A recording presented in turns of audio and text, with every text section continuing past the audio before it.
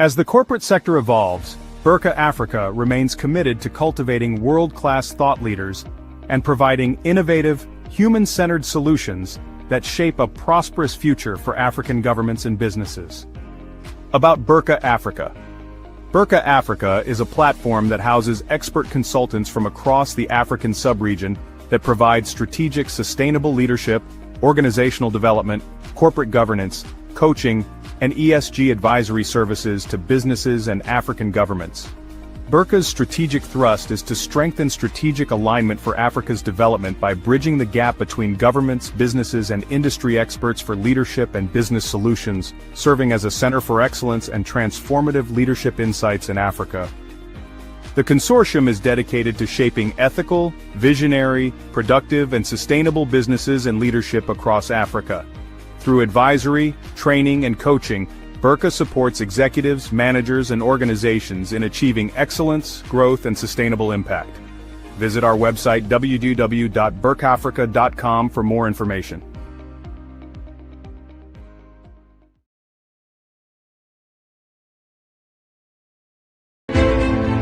Hello and welcome to the Conflict and Development in Africa podcast, where we discuss amazing topics pertaining to development and conflict issues in Africa and invite notable guests across the world. I'm your host, Dr. Michael Manfan.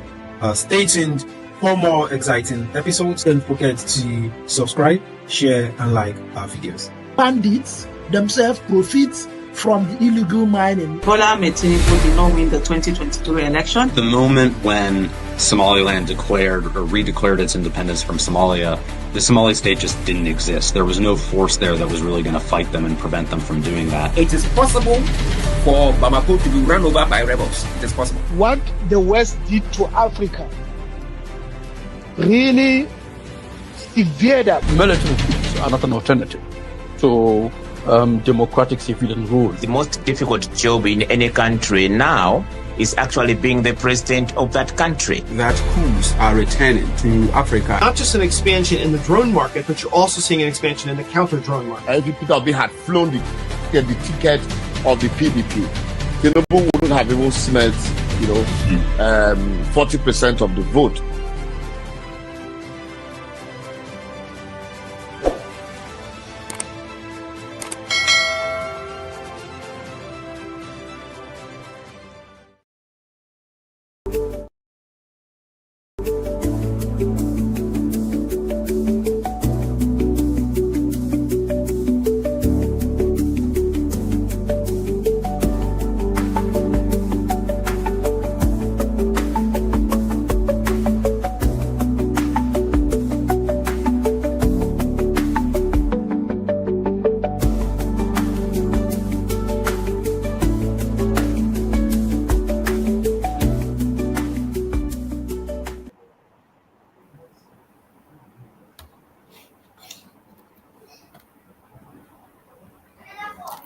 Good morning, everyone.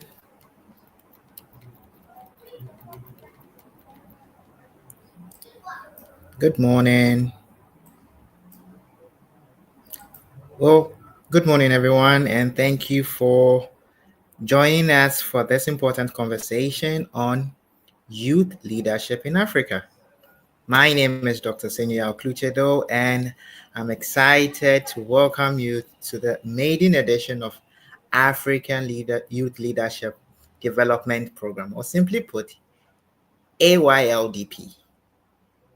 For starters, I would just like to give you why we began this program, AYLDP, and just to give you an insight of why the need for this program and what is the end game for us. And so, as we all know, Africa stands at a pivotal moment right now, with over 60% of its population under the age of 25, and we are the world's youngest continent, no doubt about that. So this presents challenges as well as opportunities, and tremendous opportunities for this continent. And for that reason, opportunities and challenges merged together is what we have to face to overcome all these problems, stigma related to Africa. And so we believe that by investing in the youth, we can unlock innovation, drive economic growth, and build a very prosperous Africa. And we definitely, these are no talk, we truly believe that. And for that reason, opportunities or potential means responsibility come with responsibilities. And so for that reason, Berkha Africa, in collaboration with the Center for Africa Conflict and Development, have put together a series of webinars on leadership. And so this webinar today, being the maiden edition of it, on youth leadership development, will be hosted twice every month. Okay, put it, note it in your calendars, twice every month.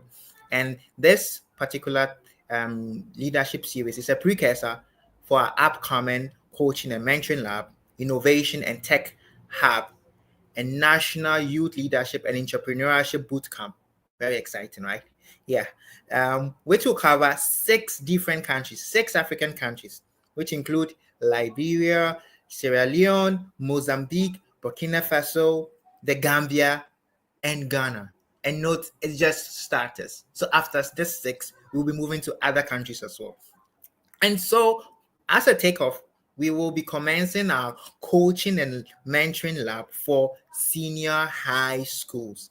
And we'll start with Lagos, Nigeria. So if you are joining us from Lagos, Nigeria, that's something to be excited about, okay? So Lagos, Nigeria in October 2025. This year, not next year. This year, October 2025. So note that down. Take your pens and your phones, note it down. October 2025, we'll be kickstarting our coaching and mentoring lab for senior high schools. The same will be rolled out in other countries, all the 6 countries that I've mentioned. So we have Liberia, Sierra Leone, Mozambique, Burkina Faso, the Gambia, and Ghana. These initiatives are carefully designed by experts, okay? People who have lived on the continent, been brought up on the continent, know the ins and outs of the continent, okay, from different countries, okay? So these initiatives are designed to foster ethical leadership, mentorship, and community development among young Africans. So join this movement and benefit from relevant information and skills to empower you to be the next leader in your respective countries. At this point, help me invite Dr. Michael Inwankpa, the Executive Director of Center for African Conflict and Development, and Mr. Paul Nyama, the Country Director of OM, to give us their welcome address, to share some pleasantries. So let's over to you, Dr. Michael and Paul. Hello, everyone. It is indeed a very exciting time, as my colleague Dr. Senya has said.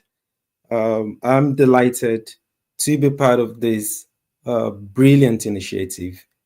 We are looking at a continent that is very promising, and being part of this movement and part of this initiative to drive that kind of glorious continent that we want. It's one that is very personal to me, and one that is thrilling. So as a director of Center for African Conflict and Development, I'm happy to have partnered with Berkha Africa, where our visions and missions and objectives align in our common and shared desire and hope for our continent, and knowing that our continent, that the youth of our continent will have so much prospect, and also present an opportunity not just for our continent but for the world, gives me a kind of a buzz. So I'm happy to be a part of this process.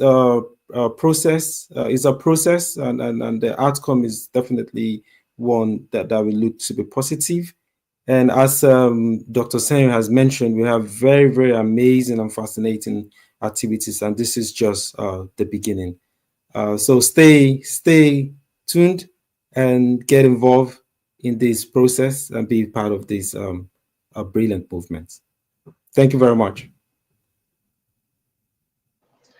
Thank you very much, Michael. And so over Thank to you very you, much. yeah, Mr. Paul. Yeah, Mr. thank you Paul. very much, Dr. Michael. It's also a pleasure being here. I believe this is a new day for Africa, because what Berkha Africa is doing now, I believe it's a revolutionary movement, if I can put it that way.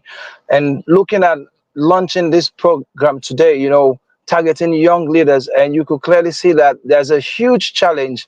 There are a lot of gaps in leadership, especially authentic leadership on the continent.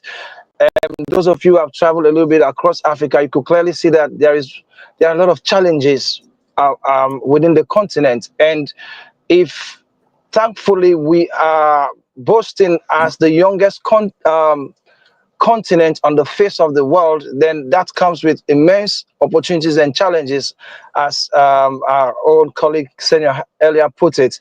And I believe there's no other time in history for us to rise up than now. I was just checking recently the current population of Africa. Africa boasts for over 1.54 billion counting as our current population. And if you think 1.54 billion is a small number, if you try to count it, that's 100 years of your lifetime. And I believe if God loves us and is gracious to us, none of us here will not live 100 years from now. So meaning that if we have a continent that is growing so fast and presenting the youngest population on the face of the earth, we have to rise up and develop and invest in the leadership of this continent, and authentic one for that matter, which is why we are all here today. So I'm very much grateful. I'm very much honored to be here. And OM, Operation Mobilization is our name, is our company, and the acronym is OM. We operate in over 147 countries. We're a faith-based mission organization, but we engage in a lot of development of young people, and we've seen what that means when you empower young people, when you develop them, when you invest in them to produce authentic leaders for their countries. And Africa should not be left out. I believe this is a time, no other time than this time, for us to come on board and be part of this movement. And I believe that we have the right people with the right skill sets, with all the right background and experience that will make this happen. Thank you very much. It's a pleasure to be here, and I believe this is the right place to be in such a time as this. Thank you. Very much, Dr. Michael and Mr. Mike and Mr. Paul. So, as rightly said, it is a good place to start our discussion. Paul talks about authentic leadership, all right? And so today's topic is authentic leadership, finding your voice as a young leader. Authentic leadership, finding your voice as a young leader. Anyways, before we kickstart today's webinar, for more information, you have to go to, it's a must, actually. It's a must because we cannot say everything in this short webinar. So go to berkhaafrica.com. You Google berkhaafrica.com. Berkha is spelled Berkha. Berkha Africa, AFRICA, then your dot and your com.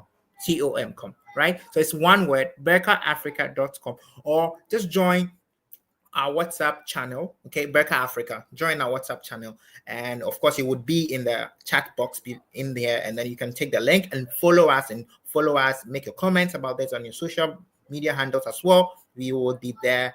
And yes. So over to you, Dr. Michael, and to introduce to us for today our speakers.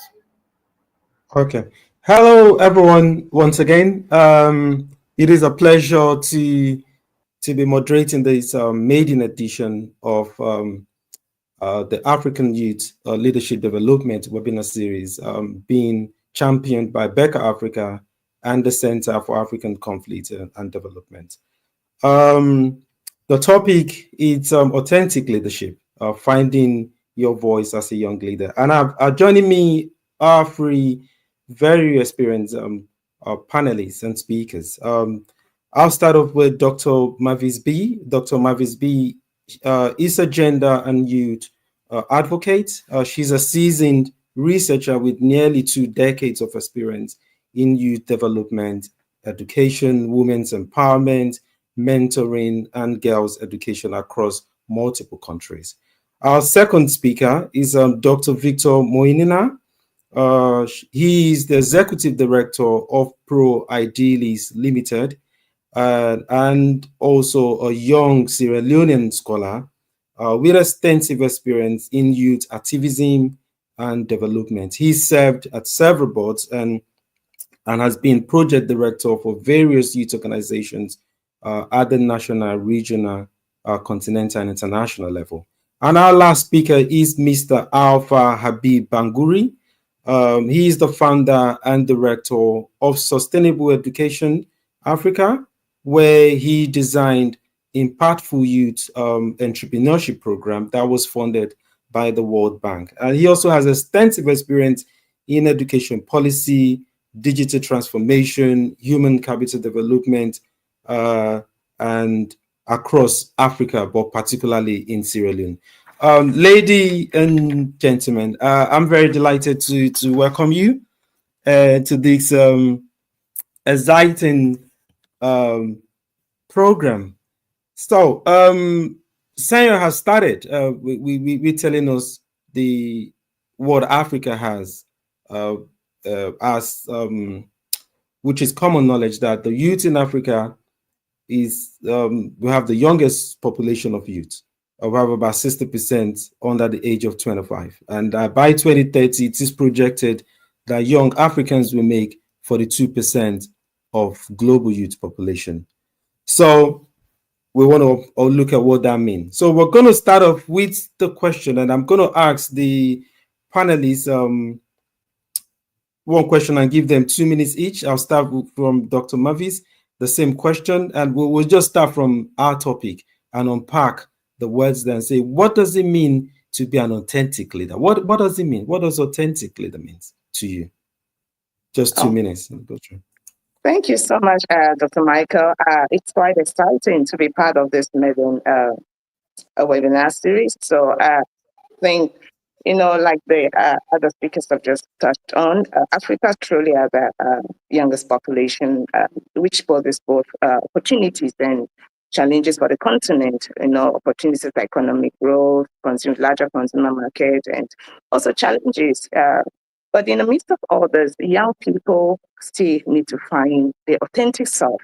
So then that brings us to the question then, what is then an authentic leadership? What is authentic leadership when you look at for these young people? What does it mean? I would say that it's a leadership that now in the midst of all this, it emphasizes, a genuineness, young leaders being genuine, being transparent and leading with integrity. They have to be they have to be aware of their self, like real self-awareness, where they have their strengths, their weaknesses, so that they can leverage on this. There's so much happening, and with young people trying to feed up, with the cliche that keep faking it until you make it, it pushes young people, it could push a young person to to try in the effort of trying to faking it until you make it, to even break down, leading them to break down. So authentic leadership is all about you just being yourself, leading with that integrity, leading with transparency, maintaining your ethical values. That's what I'll say. Thank you. Oh, brilliant. That's very good. Dr. Monina, what is your view about who an authentic leader is?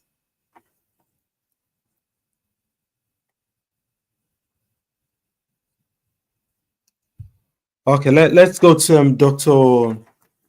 Mr. Banguri whilst we wait for Dr. Monina to. Hi everyone, I'm Alpha Habib Bangura from Sierra Leone.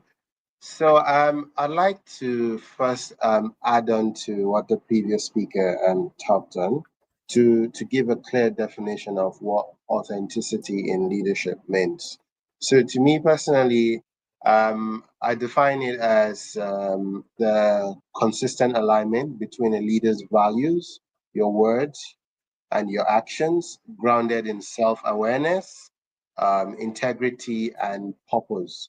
So to sort of give more context, it actually looks at it means showing up as your genuine self, even in complex or high pressure environments. And to think of why authenticity is important in leadership, I think it is very much important in the aspect of building trust. In whatever work you are doing, when you show up your genuine self, you build trust with the people that you're leading. For example, before I left for the UK in 2023, I worked in the mayor's office, leading a school leader support program, working with 519 schools, training over 2,100 teachers and school leaders, and for them to impact over 33,000 students. So standing in front of teachers who have been in the field for 20 plus years, some who were old enough to be my parents. I showed up with consistency. I spoke to them respectfully. I was genuine enough for them to understand what I was doing, how I was showing up to support them, and how we were all collectively contributing to the development of Sierra Leone and Africa. And it's also important for you to be able to lead sustainable impact, for you to be able to empower others, and for you to build and nurture resilience in complexity, in complex situations when you are dealing with different things, and also when you have to handle a big project or take certain life-changing decisions. When you build an authentic persona, it helps you a lot in handling all of that.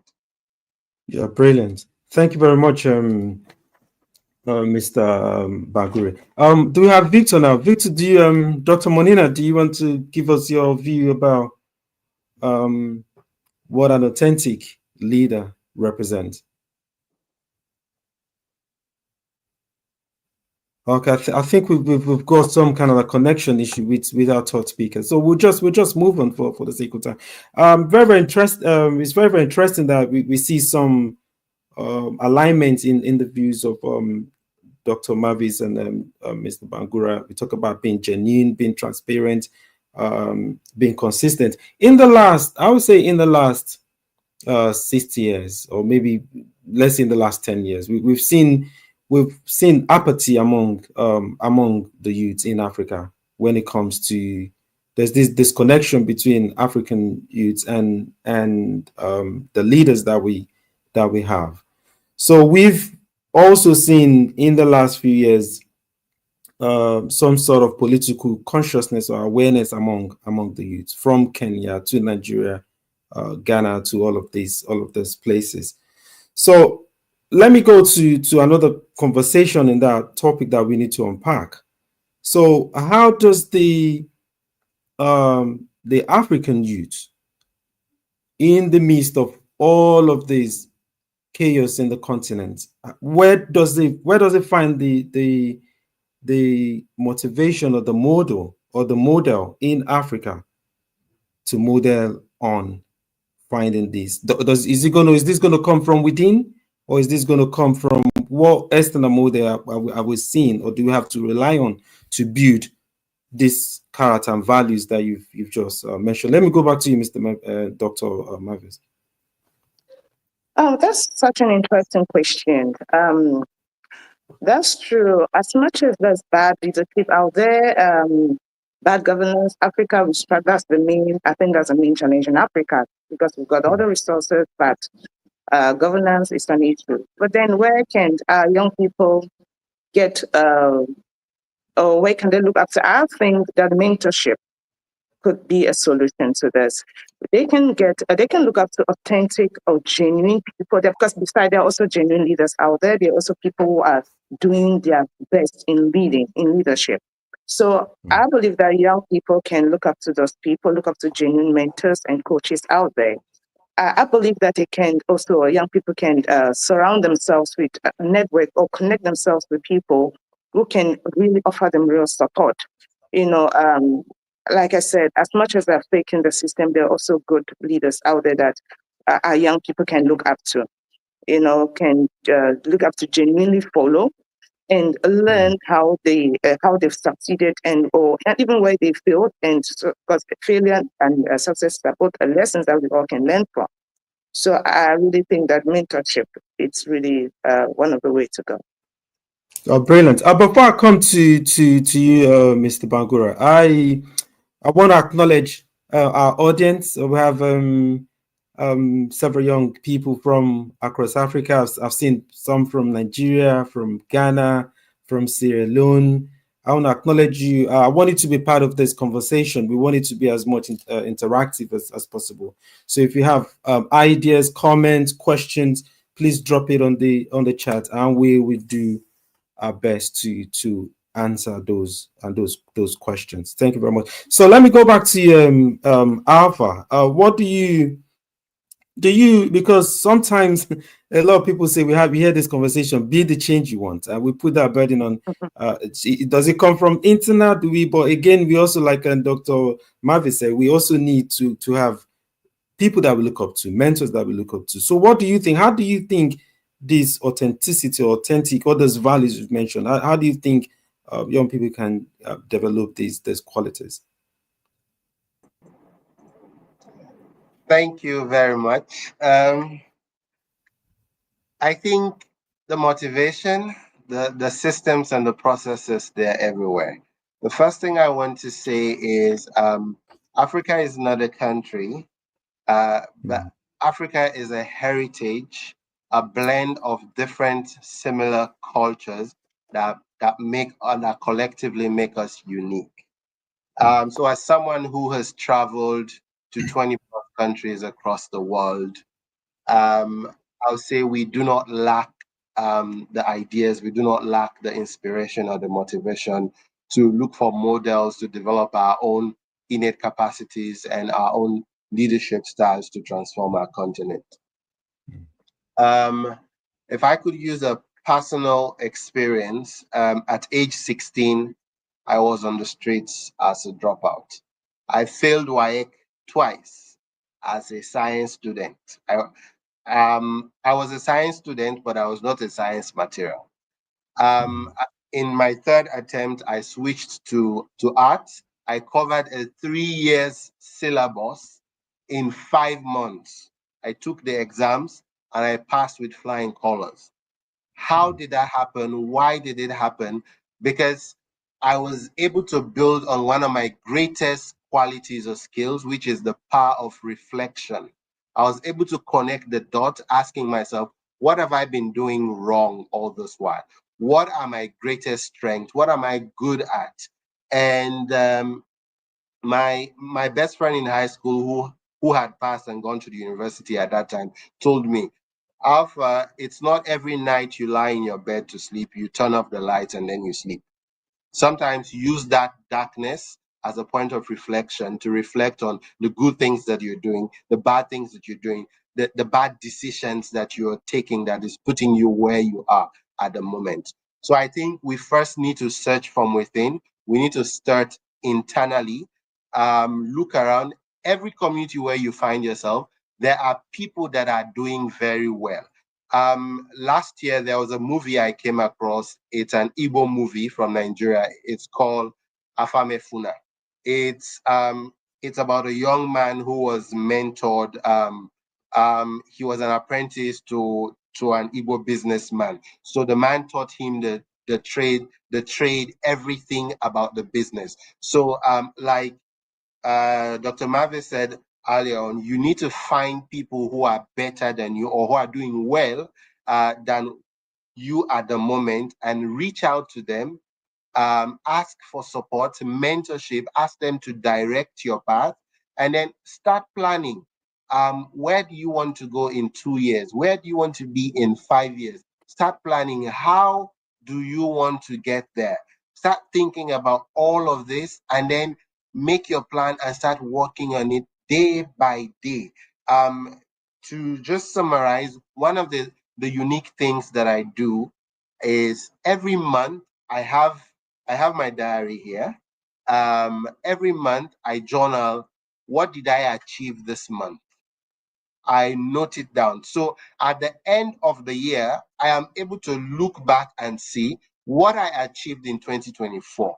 What did I achieve in 2025? Because I've been journaling the big things, the big wins, and even some bad decisions that I made. So when I'm reflecting, I know some things I don't have to go this path, I don't have to go that path. So search from within and start building small and always find people you admire that are doing exceptionally well, and stick by your values and your principles. Okay, interesting. I think we've got Dr. Monina is back on the program. Dr. Monina, we would love to hear your views on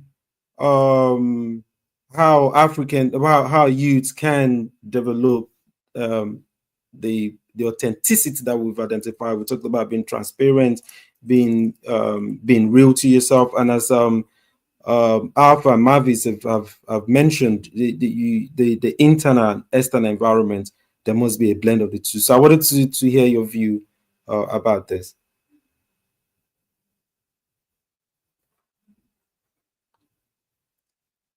I think Dr. Monina still go. So let's just carry on because of time.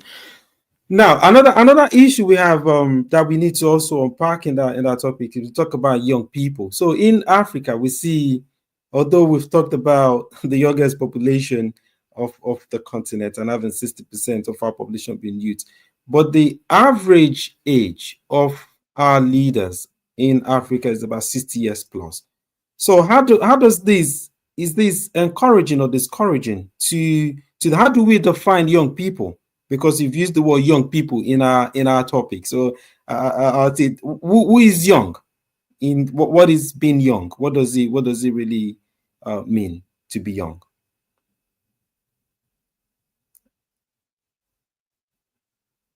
Well, what does it mean to be young? Like they say, people say age is just a number, but I would go by a UN definition that a young person is from 15 to 35. That is being young. But again, age is a number. 40 can be young. It's how you feel about yourself and how you think. But honestly, Africa with that population, 60 and above, I don't think that's young living. I don't think we can say that is young. So, but then we also have majority of the population in Africa are actually young people, which means we can leverage on that, which means the future of Africa, if these young talents are not nurtured, the future of Africa is at stake, because that is where that's the population of Africa.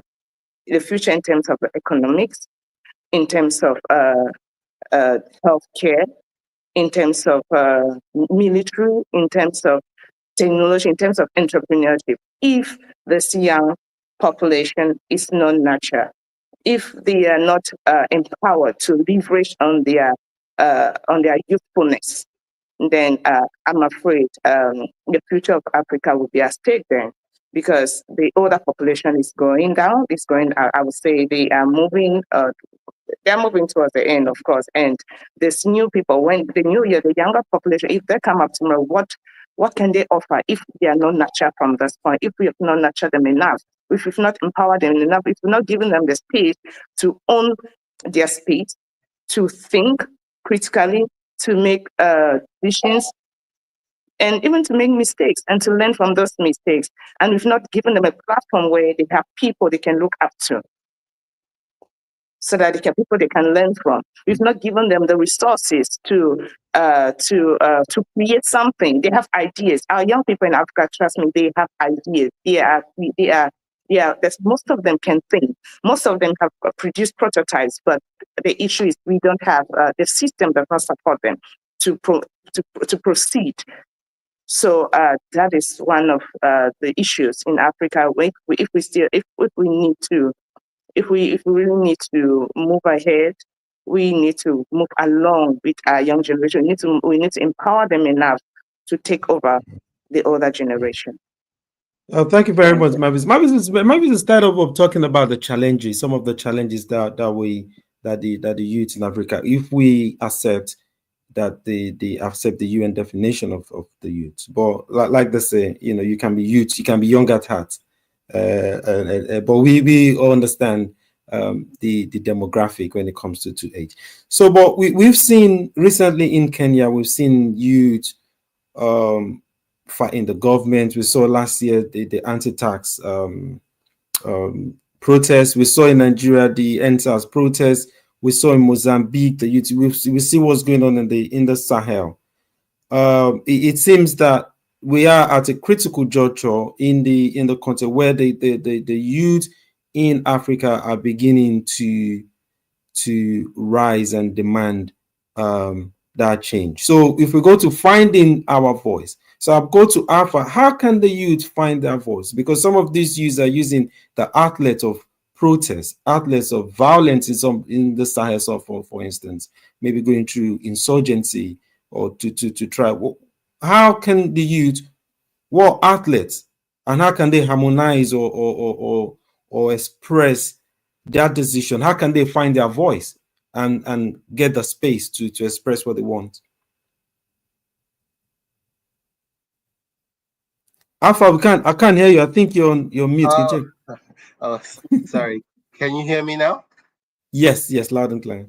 Yeah, thank you very much. That's a very intimate question. I think I fall quite within the bracket of youth, and I am very young. I think I'm a youth as well. What are you trying to say? So I think let me just frame my response in this way, as in building the right qualities for authentic leadership that leads to you finding your voice as a young people. So I think the very first fundamental thing we need to do is developing a high degree of emotional intelligence, starting with self-awareness. So knowing what your values are, what your limitations are, what your strengths are, and what your weaknesses are. That's the first thing.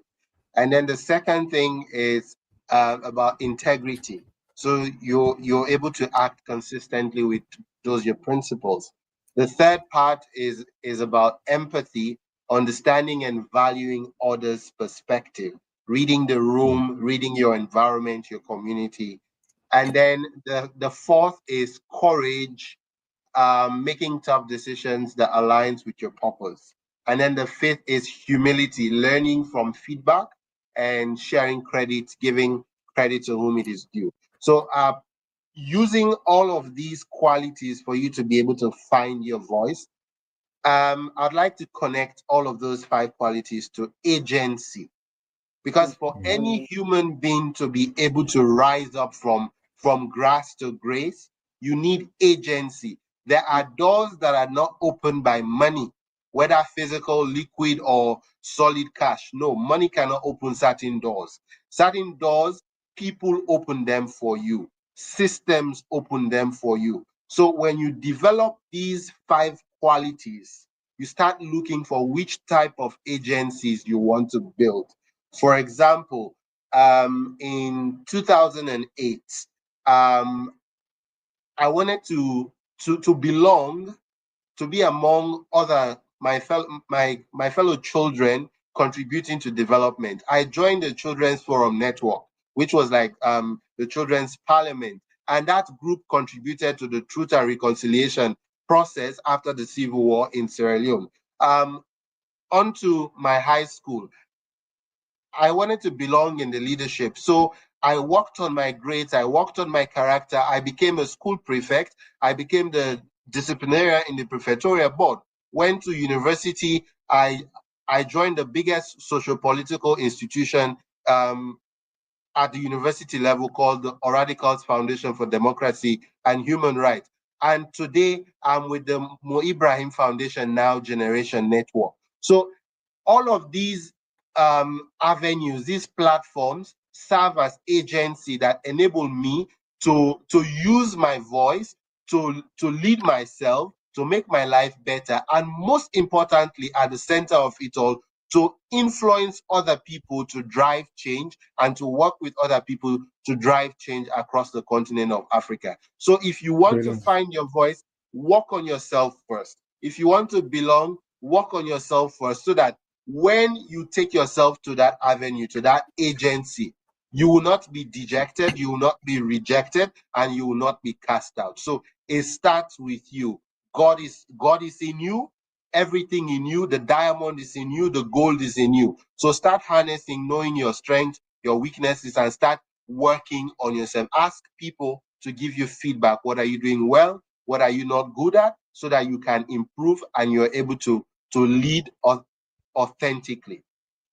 Brilliant. I saw Dr. Monina join a few minutes ago, but we've lost him as well. But again, let me speak to our audience and say, join us in this conversation. Share comments. If you have questions, we would like for the panel to address. Feel free to send your comment. Again, I see a bit of difference of approach between Dr. Mavis's and Bangura's, but Alpha prefers, be the change you want to be, work on yourself. But all of these are not, they are aligned, they connect. All of these things have to be from within before you can connect outside. But you did mention network. And speaking of those network, we've started seeing in Africa, different youth networks that are popping up. Youths are becoming, you're seeing this kind of like heightened political consciousness. We've seen in Senegal, we see the youngest African leader, who is about, I think in his early 40s.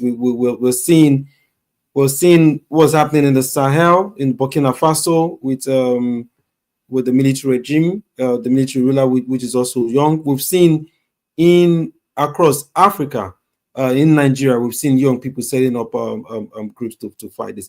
But also, we are seeing youths. Another dangerous. We are seeing youths also being co-opted into the old guard, because I know that Mavis mentioned something about carrying the youth along for the future. But we also see a dangerous trend where youths are being co-opted into that old guard, and it looks like there's no differentiation in terms of like the old leadership and in terms of, again. So I would say it is important to have that external a model.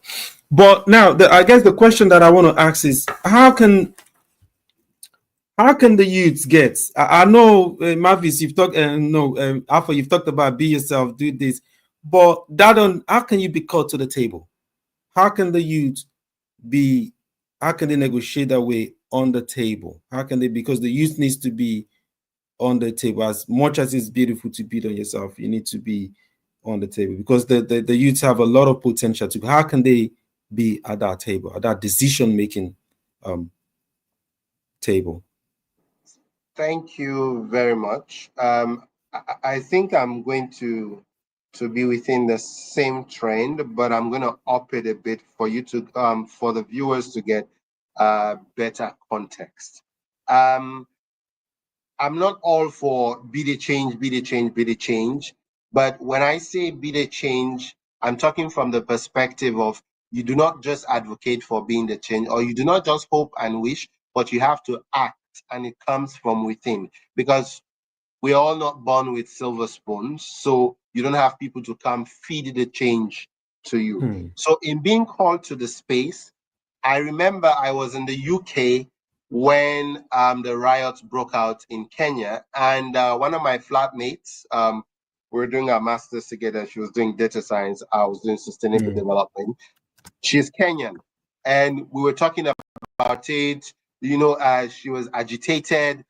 Myself, I could feel the challenges of the youth putting tax on things as basic as bread and sanitary pads. So how were the youth called to the table to engage the president? In fact, the young people, the Gen Z, they called the president to the Twitter space. Imagine if they had no idea how to use Twitter. They didn't have the skill to use Twitter, to use digital technology. So that's what I'm trying to say. If you want to be called to the table, you have to equip yourself so that whenever you are called to the table, or whenever you see where the table is, because sometimes we don't even know where the table is, what the table looks like, who is around the table, or whether we are even the table, we don't know. So it all starts with a self-discovery, and then you start building agency in the community where you are. You know who is the town chief. You know who is a section chief. You know who is the youth leader. You know the person that is leading BAT. You know the person that has brilliant ideas. How do you mobilize them? You use the skills that you have to be able to speak to the next young person, pour out your heart, the things that are disturbing you, pour it out, the skills that you have. This is what we can use to do XYZ. And then you start finding agency, like I mentioned earlier on. There are people, there are businesses that have corporate social responsibility policies. They are willing to support young people with brilliant ideas that are solving problems. There is a young man in Sierra Leone called Benson Kande. Benson drills boreholes. He identified that in rural communities, we in Sierra Leone we have issues with pure water, drinking water. So he will go from one community to the other. He will dig water wells, and then he got in contact with other people that are interested in funding him. They started funding him for him to start drilling boreholes. And Benson has traveled to over 7 countries pitching his idea that started as a small community mobilization project. It's now a business. And when it comes to bringing Benson to the table, the Ministry of Water Resources in Sierra Leone calls Benson to the table. They work with him to reach out to rural communities. So if you want to be called to the table, start doing something. Dig from within yourself. What can I do? What is my purpose? How can I solve a particular problem that I have identified? Who are the stakeholders? Who are the victims this problem is affecting? Who are connected to this problem? What solution has been put in place to address this particular problem? So that is where you start. Nobody can be called to the table if they are not doing anything. So that is what so you have to align, do something, and then you find the agency, you walk your way to where the decision makers are so that you can be part of that circle to lead decision from the bottom up. Bottom to top. Interesting. So we'll go for like a minute break where we'll share some of our works, and then we'll come back after a minute. But in the meantime, we'd like our audience to send your questions, send your comments, and we would spend the next 15 minutes to address them.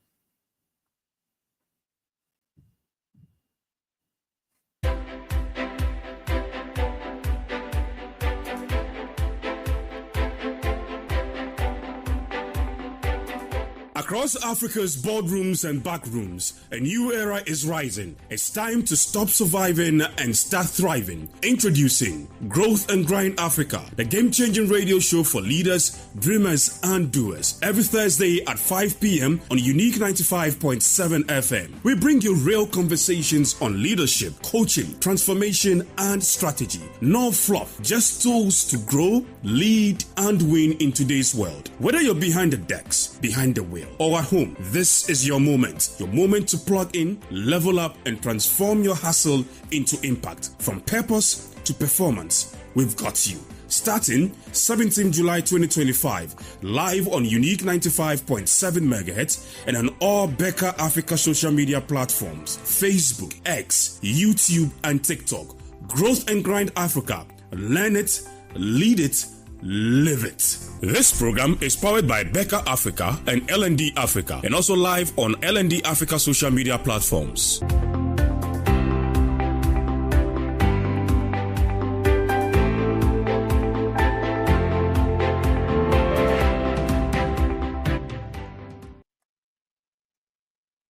Welcome back. We've been for the first half, we've been talking about what are the authentic leaders mean. We've also talked about how the youth can find their voice. But again, what I want to talk about now is in looking at Alpha's giving us a very brilliant assessment of how the youth can find themselves inward and build the necessary skills for you to be able to confront that child, which I agree with. But again, we also need to see there's a lot of brilliant stuff that is going on out there. We need to, from what Alpha said, it does seem that leadership is very, very diverse. We can have leaders across different platform, not just because when we talk about leaders, we usually just think it's just politics. So I wanted to ask those questions and say, are there evidences where youths are doing amazing stuff across Africa? If we have those evidences that we want to share, and in what areas are these youth manifesting or displaying that across tech, fintech, and all of these things? So I wanted to ask our panel to give an example. They could have an example of where youths are developing and showing some of these leadership skills. So let me start with Mavis. Oh yeah, thank you. But maybe just before I answer the question, I'd like to say that, when Mr. Af was speaking on going to the table, like where the table is, do you even know where the table is, and joining the table? I really think that first, young people must have a vision. You must have a purpose. You must have know your purpose. That for me, that's critical, because it's not every table that you need to get to. Because there are some tables that are not meant for you.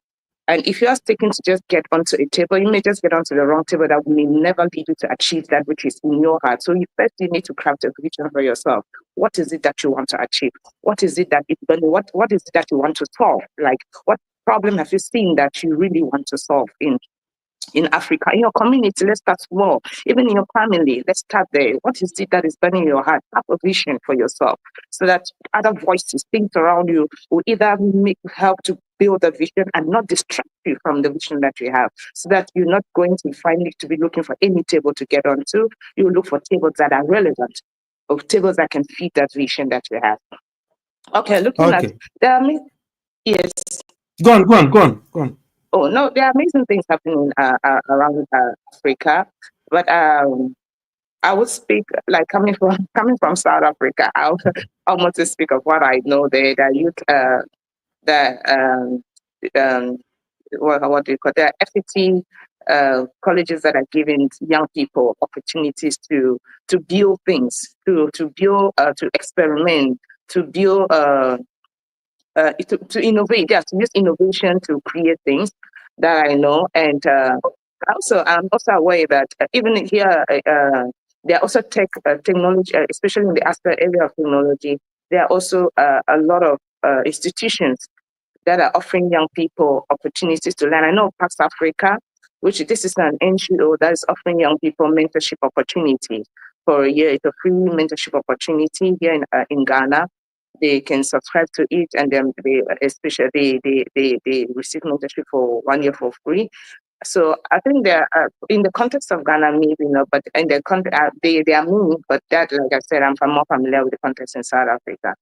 So, but I know that there are many young things going on for young people out there. Let me leave it here and allow. Okay, I will quickly just address comments from the audience. So we have one of our audience, and I think this is kind of indirectly in response to Alpha's kind of like position on self, how you can improve yourself. Well, so one of our audience has said, I don't know if it's he or she, said she's tried everything possible to identify who he or she is and a purpose, but she's failed and stopped helping herself. And what else can you do? So I'll just talk about myself again. I subscribe to what Alpha said partly, and I say that's why I like. It has to be a combination of what Mavis said and what Alpha said. I'll use myself as an example. I have similar stuff to Alpha. So I wanted to be a medical doctor.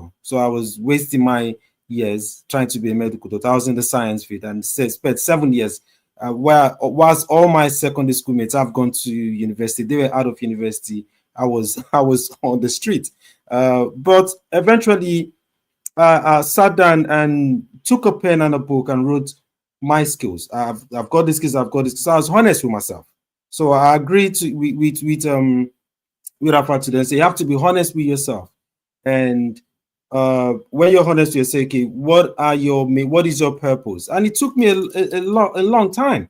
So that's why I have to be a bit patient. It took me nearly 25 years of my life to identify who I am. And from then, I've been able to move with a very laser focused purpose. So I would say peace, you have to do a bit of some, self-thinking, looking at writing down all your skills. You could use this approach, write down all your skills and be able to do it. But I want to throw it back to the panelists. I'll start with Mavis and say, sometimes it's easy. It looks like we're a motivational speaker, like how the pastors will tell you do this, and it looks like it's easy, but it's not easy. And then even I miss the distraction. You have youths that are doing crime, and even social media showing off all these words. It's pressure on the youth, and we tell them be yourself, be this, and they're looking at our leaders as well, stealing out the common words and looking big. And you're telling someone to say, "Oh, this is how can you deal with the distraction and stay focused and identify themselves and be authentic?" It's very difficult. Let's face it. So how can they do? How can peace? What do you have for peace? Well, I'm laughing, but it's a critical thing. I've worked with young people, and I'm still working with young people now in Ghana, hundreds of them. And the truth is that most times they really do not know what they are called to do or what they're supposed to do. They have, social media is playing a lot of influence on them because they see friends excelling maybe in medicine, some in engineering and all that, and they feel like that's where they want to belong, and the world has picked certain careers to be more important than others. And you find a young person who is really skillful in fashion designing. That's their passion. They do it seamlessly. There's no struggle in that. But they feel like if they find a niche in fashion design, they will not belong to the society. They will not belong to a certain class of people in a society. So they then want to push to see if they could study like the science like you speak, like you talked about, which we are all not cut out for science. I'm not cut out for science, honestly. I'm not a science person. So I will struggle there very much. But when I found out that, okay, I'm good in working with people, that's what I'm good in. I studied community development. I studied development studies because I love working with people. So I think first, young people just find what they are comfortable in doing. What we do without stress, what you can do, even if they pay you nothing, you are willing to do it. You will be happy doing it. That can tell you, okay, that is a guide to tell you this is what you are called up for. Find what you do because find what you can, like I've mentioned, what you do without any stress, without any pressure. Also, find people can help you. People keep telling you, oh, you are good at this marketing stuff. When you sell to me, or when you promote a product, people buy. Then okay, you are good in marketing. You can set up something. You're an entrepreneur. So we have many entrepreneurs out there who want to feed themselves in an office, but they are called out to be outstanding entrepreneurs. They can sell products. They can set up establishments and even employ other people. So just what you can do naturally, what comes out naturally with you, what are people commending you for, could be a starting point. Yeah, Alfred, what can you respond to peace? What advice do you have for peace? So first of all, I would like to say thank you very much, Peace, for joining this. Don't say you don't know what to do next time. Say, how can I do something next more than what I have tried? You have answered the first question of that how by joining this webinar today, because you are now on the spotlight. I'd like to share something I tried recently. I took my phone, I went on to ChatGPT, and then I typed, "Hey chat," then it responded, "Hello, what can I do for you today?" Then I said, I'm looking for a mentor. Can you be my mentor? And then it responded to me positively saying yes. And then I put down, I want you to ask me some questions that a mentor would ask me to know more about me so that you figure out how you're going to guide me as a mentor. And then boom, it started asking me questions. And then I would respond. And then it asked me if I would want us to be conversing once a month or every 2 weeks, what so not. So I would say if you don't have a mentor at the moment to give you clarity, technology is the simplest mentor that you have, the easiest to access. So find a mentor, one in person around your community that is doing very well. Don't be ashamed. Go in search of them. Go and ask. It could be your old high school principal or somebody from your very class in high school that is doing very well these days. And then technology is the second part. And then the B part of the technology, you can even use ChatGPT because it can give you more specific results these days than the mainstream Google search engine.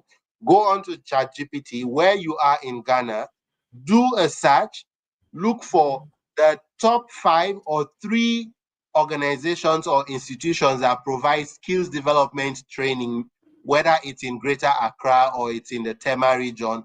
ChatGPT will come with that response for you. And then you start finding the address for those institutions. Go there, explain your situation, that this is my situation. I want to learn this particular skill.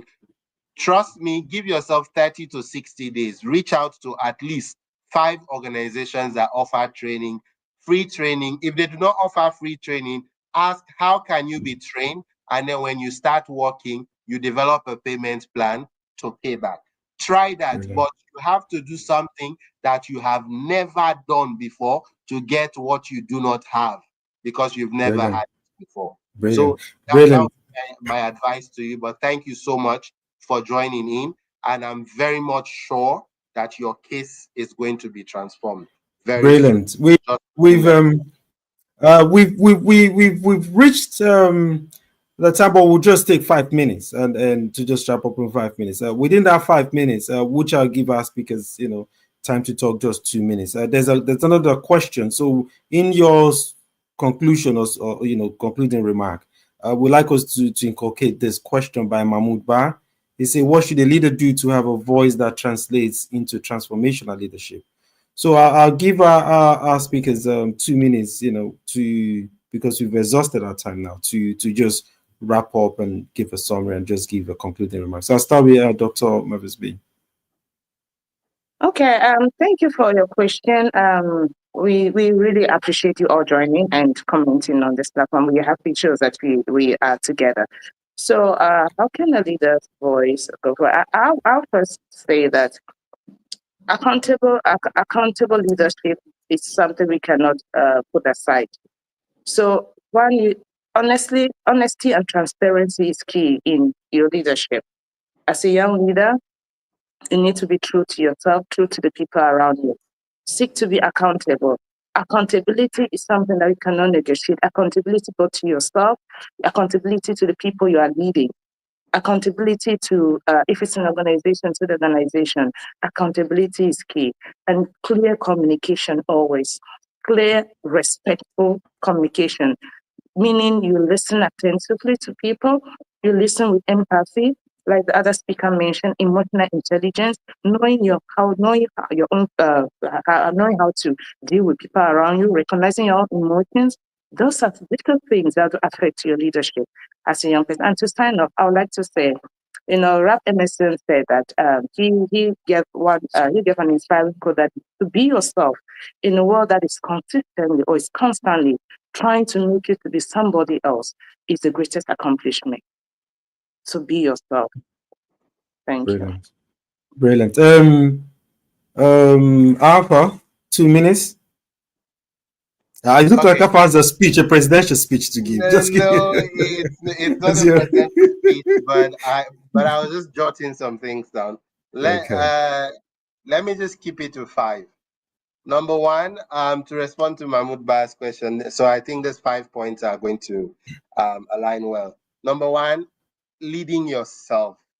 So try to understand yourself first. I'm a Christian. From the biblical point of view, when somebody wants to lead in higher up, you want to lead a country, they start first to check, do you have a family that you are leading? Do you have people that you're leading that you want to lead in the general space? So know first how to lead yourself. The second thing, practice effective and responsible communication. It is very important.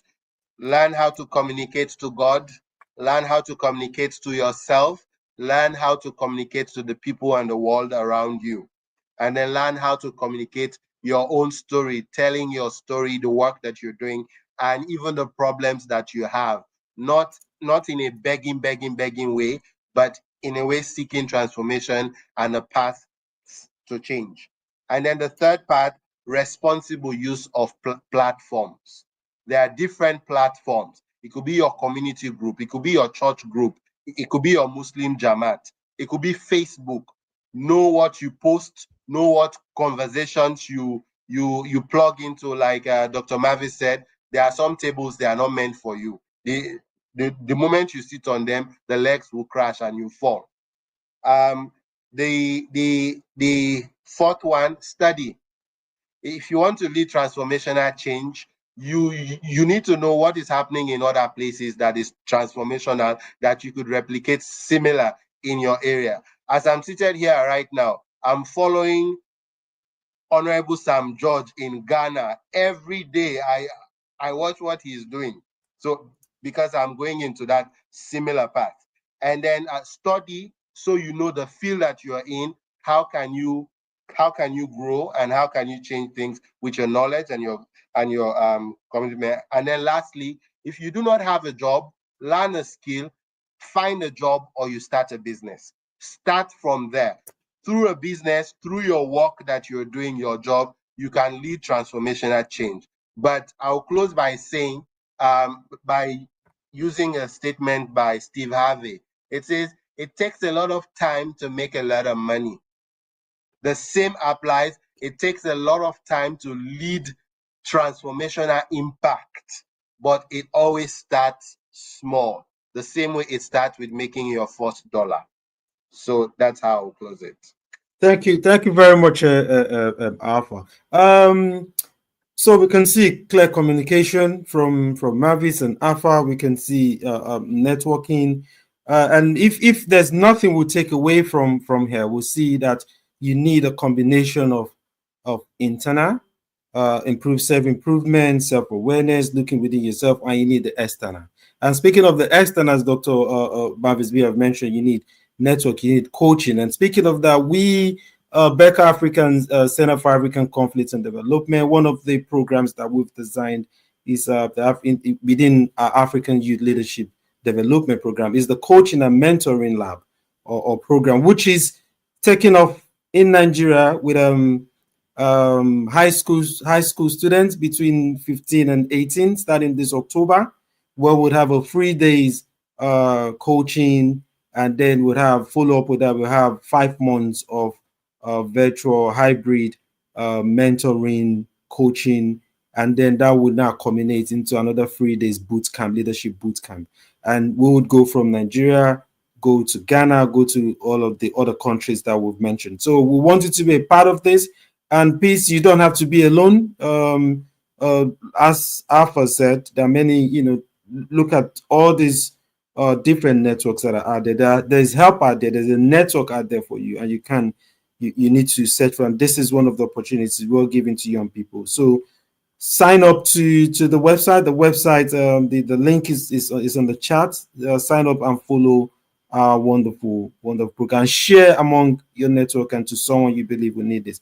So on that note, I'd like to bring this to a close. Join me to thank our speakers, Dr. Mavis B.